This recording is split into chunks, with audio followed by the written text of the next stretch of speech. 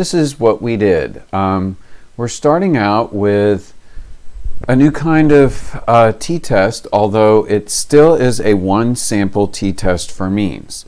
But it's really kind of different, and it's a pretty popularly used t-test, and it has to do with, well, let's just kind of do a little mind example here. And let's just say, and this is most of you, you've either, well, you remember doing unit circle drills. Let's just say you're just starting out learning the unit circle, you're kind of struggling with it. I have this new way to teach you that's just going to enlighten you beyond words. So here's what we do, or at least I think it will. So I'm going to give you a unit circle drill. I'm going to randomly pick 8 of you. You all take it, and great, you get scores, and maybe they're in the 60s or 50s or 70s, whatever. And then I train you on this new method. I don't know what it is, I just made it up. So then I give you another group of unit circles, and the 8 of you, same 8, take it, and we try to see if there's any improvement. Well, it's just one sample. It's all 8 of you guys who I picked randomly. However, I did take 2 measurements from you, once before or once prior to training, and once after. And the only way I can tell if there's any improvement is to take a difference. So if I just line up all of those scores that you took on the first go around and match them up to the ones for your second and just subtract them all at once, I'm going to get a single set of 8 values, which will be the sample. And I'm really going to be interested if the average for those is 0, which means my teaching really didn't make any difference, or if it happens to be, well, if your scores are low for the first one and they're higher, and I subtract the first and then minus the second, then we're looking for the improvement would be negative, because hopefully you would score higher on the second go around. So you're subtracting bigger values from smaller ones. So HA would be that the true average change would be less than 0, which in the order that we subtracted would make sense. That would show an improvement. Okay, that's a matched pairs t-test. So let's get this rolling. There's only 4 slides, as you can see. Comparing 2 treatments from one sample. This is like pre-test, post-test, before and after. It's to see if there's any change from one state to another based on some kind of intervention that falls kind of in between. All right. So we're actually going to do a one sample t-test for the observed differences. So the test itself is what you would expect. It's a t-test. When you write it, HO is going to be mu of a difference. You've got to have the little subscript D, or else it's a scoreable thing. If it equals 0, that means no change, no difference, no effect. My intervention with your unit circle process made no difference. The alternative is that it did make some kind of difference. Either they're not equal, or less than, or greater than. It's the directional ones we have to kind of be worried about, because it's the order of the subtraction we're talking kind of about. But the not equal to, you can subtract in any order. All right. So mu of a difference is the true mean difference in the responses to the 2 treatments within matched pairs of subjects in the entire population. All right. We will follow all of the same procedures for a one sample t-test, but we will be looking at the sample as the difference. Okay. This is a little unclear because there is kind of a dependency when you get 2 measurements from one person, but I'll let you know tomorrow. But it says here we need to add independent to the condition. I actually took it out, but well, we'll cover that more later. All right, so before minus after is your difference. It could be the other way around, after minus before. The difference sample is the one we will be evaluating. You'll see. We're going to run through an example of it. All right, so just be careful, as I mentioned, when you choose a one-sided alternative hypothesis, read the question, write out HO. That'll be the easy one because it's just going to equal 0. HA is going to be whatever direction shows improvement. All right, or matches up to whatever they're saying it should match up to. Again, I will do an example of that with you. All right, for confidence intervals, it's a one sample t interval for matched pairs. The only reason to do it is to look for 0 in there. If 0 is trapped in the interval, there may not be a difference from before and after. Or if 0 is not trapped in the interval, there may very well be a difference, more or less, depending on the context. You can tell because if there's no 0 in there, then both numbers are positive. That means that whatever your first value in your subtraction was carried the most weight, or it's negative. Both of them are negative, which means the second value in your subtraction carried the most weight. All right? All right, so let's abandon this. We don't need this anymore. And what we ended up doing was we went to page 10 in your packet, and it was this right here. Let me see if I can clear out this tools pane. It's annoying. So here it is. When a virus is placed on a tobacco leaf, small lesions appear on the leaf. Okay. To compare the mean number of lesions produced by two different strains, one strain is applied to half of 8 tobacco leaves, and the other strain is applied to the other half. The strain that goes on the right half of the tobacco leaf is decided by a coin flip, so there's your randomization. And the lesions that appear on each half are then counted. Data are given below. Is there evidence of a difference between the strains as to the number of lesions formed? There's your alpha. And you can tell that this is matched pairs because look, they gave you an extra row where they actually gave you the number of the units that you were doing this procedure on, right? And then there's 2 readings, one from the right, one from the left, or however, from each individual leaf. So each leaf is being measured twice, right?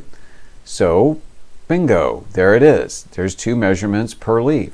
A 2 sample may actually have more numbers in one of the samples than the other, right? But not so much a matched pair. They have to match up. So what makes this a matched pair situation? Every leaf is, we're taking 2 measurements from it, right? That's it. So now define mu in this setting.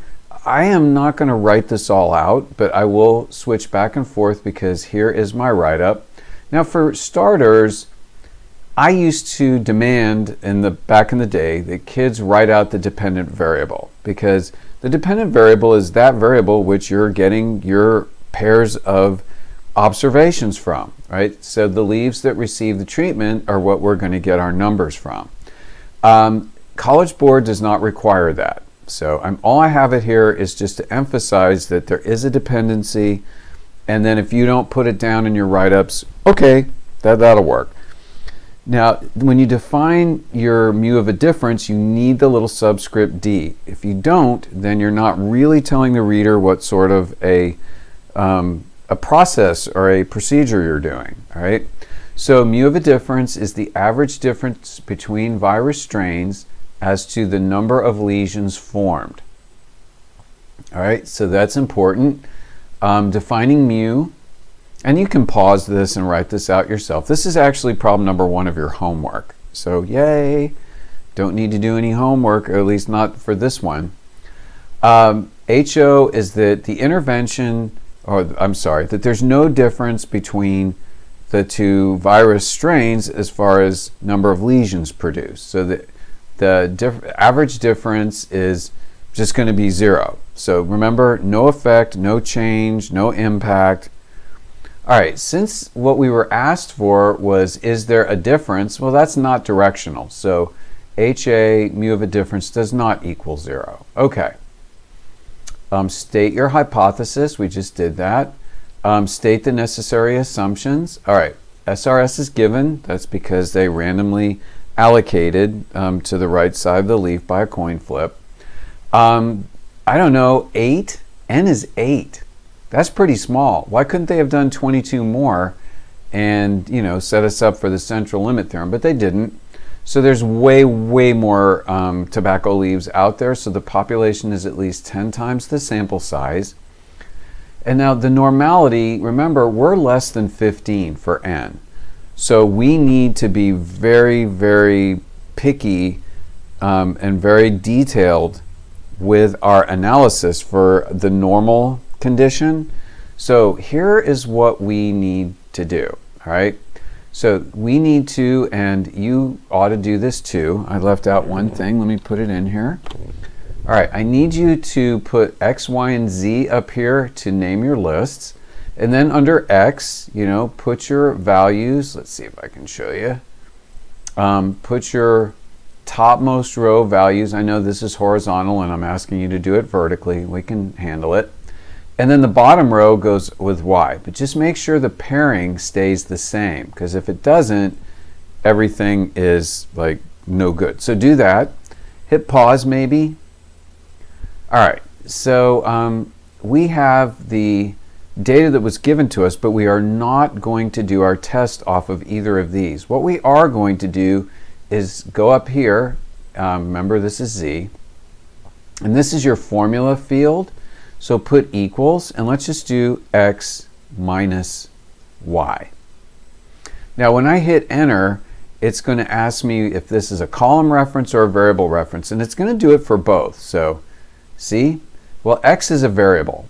So we'll change it to variable and then tab down to OK.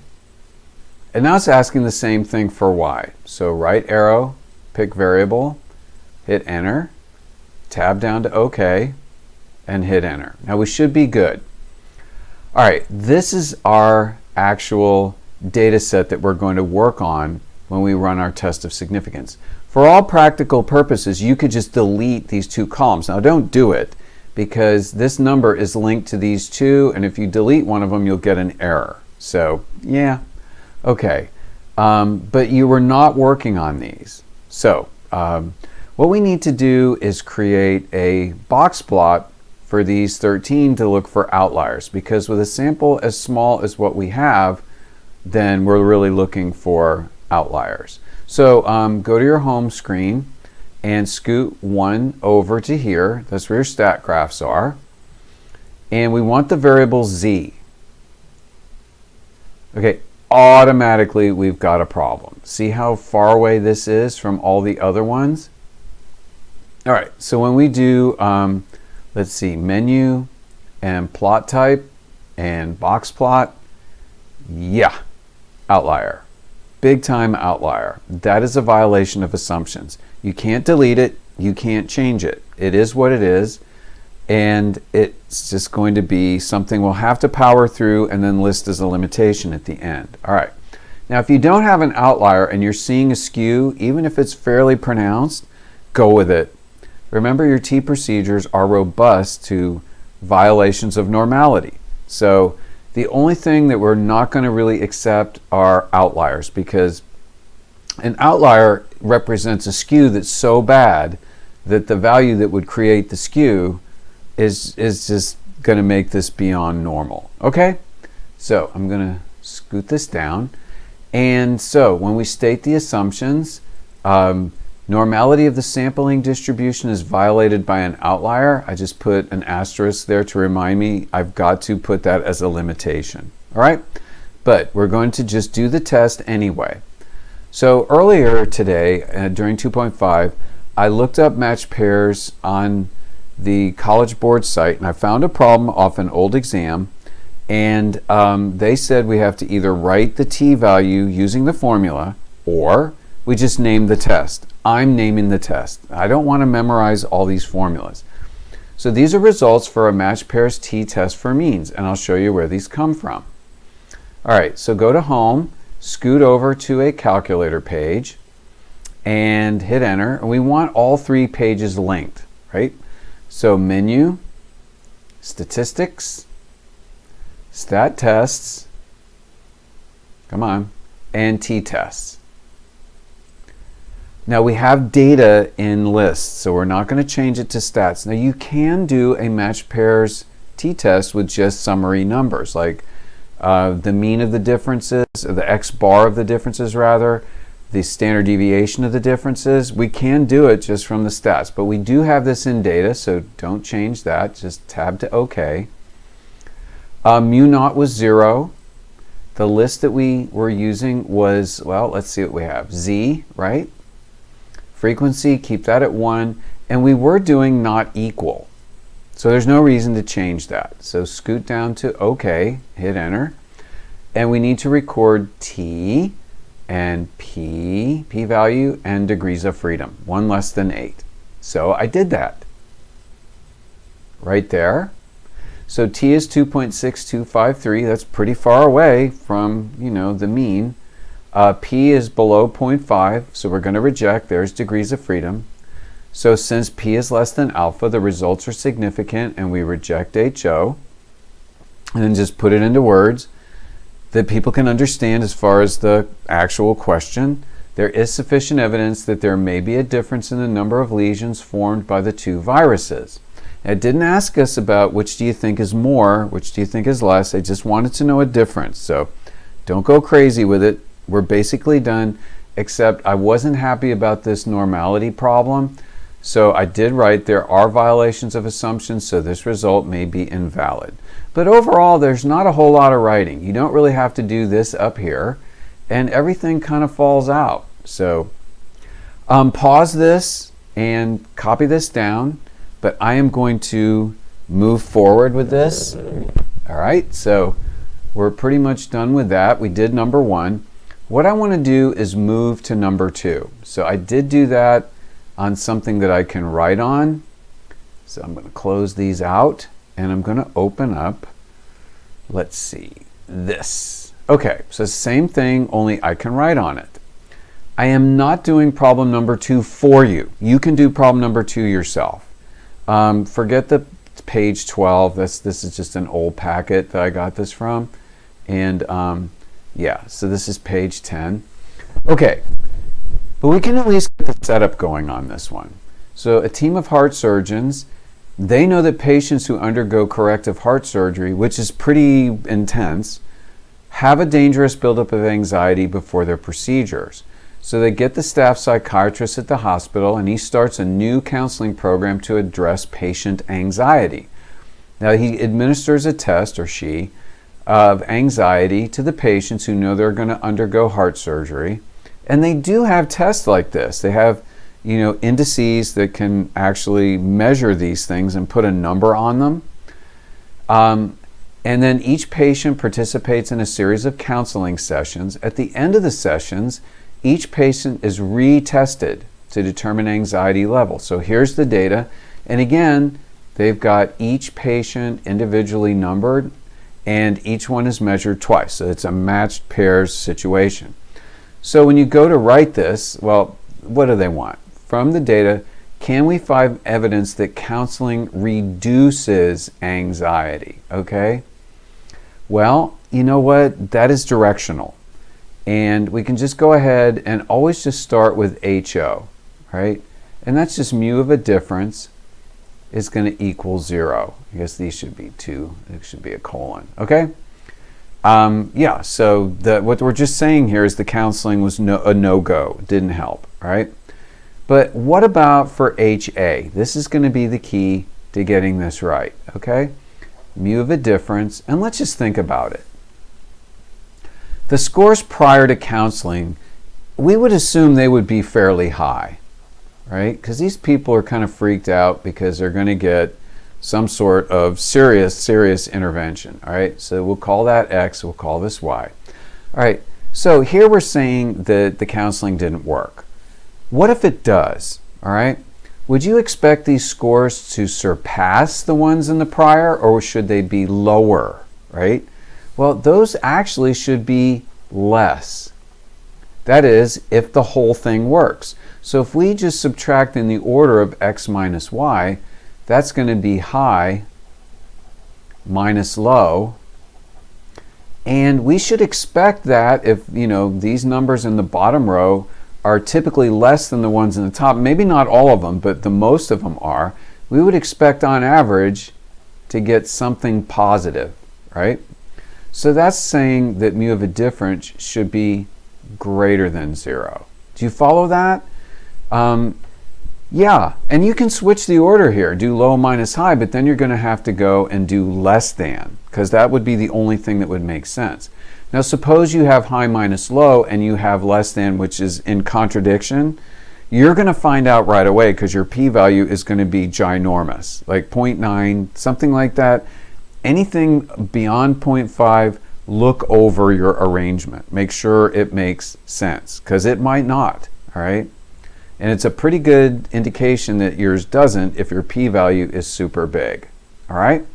Now contrast that to your unit circle. Your original test scores would average low, right? But if my intervention worked, then the subsequent ones would be higher, right? The difference in this should be negative, and that would lead to a less than. Okay, does that help? You know, you have to really put your mind to it to figure out what exactly is going on so that you can get your alternative right. If it's a not equal to, then you're in good shape. You know what? This is where we quit. So I am going to quit here, and hopefully you've got everything you needed and you've paused where you needed to, and that should get you caught up. So I'm going to bid you a fond good evening, and I will see you tomorrow.